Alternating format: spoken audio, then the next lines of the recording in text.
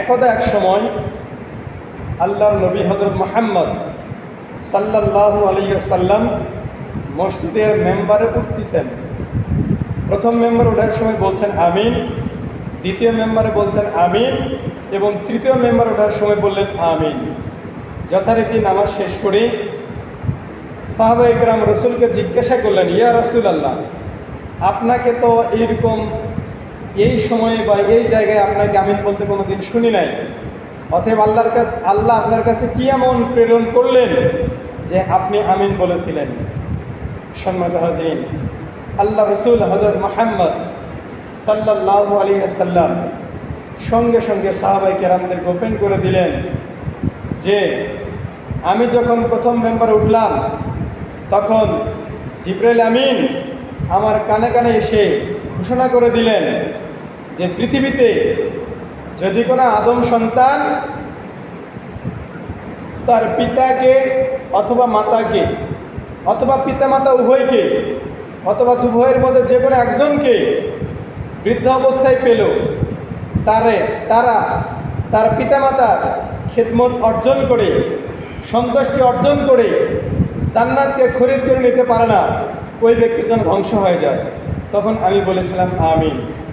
দ্বিতীয়ত, আমি যখন দ্বিতীয় মেম্বারে পা রাখি তখন জিবরাইল আমিন আমার কানে কানে এসে বলে গেলেন, যদি কোনো আদম সন্তান পবিত্র মাহে রমজান পায়, মাহে রমজান পেল অথচ রমজান মাসে তার জীবনের সমস্ত গুনাহগুলো মাফ করে নিতে পারে নাই, রোজা রেখে জিকির আজকার করে তাসবিহ তাহলিল পাঠ করে তারাবির নামাজ আদায় করে বিভিন্ন পথ অবলম্বন করে যদি তার জীবনের গুনাহগুলো মাফ করে নিতে না পারে, ওই ব্যক্তি যেন ধ্বংস হয়ে যায়।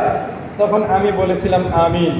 এবং সর্বশেষ তিনি ঘোষণা করলেন, যদি কোনো আদম সন্তান আমার নামটি যখন শোনে, আমার নামটি যখন কানে আসে, আজানের মধ্যে আসে, নামাজের মধ্যে আসে, যে সময় যে কোনো মুহূর্তে আসুক না কেন, ওই সময়ে যদি আল্লাহর ওই বান্দা আমার নাম শোনার পরে যদি আমার উপর দরুদ পাঠ না করে, সে ব্যক্তি যেন ধ্বংস হয়ে যায়।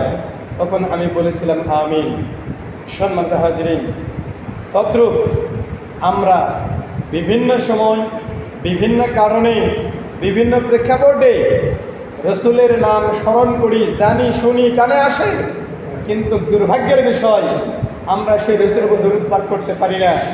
আর এই দরুদ পাঠ না করার কারণেই আল্লাহ রসুল ঘোষণা করে দিলেন যে যে ব্যক্তি আমার উপর দরুদ পাঠ করবে, যে ব্যক্তি আমার উপরে দরুদ পাঠ করবে, কঠিন কাল কিয়ামতের ময়দানে ওই মানুষটির জন্য জান্নাতের শাফায়াত করা আমার উপর ওয়াজিব হয়ে যায়। বলুন সুবহানাল্লাহ।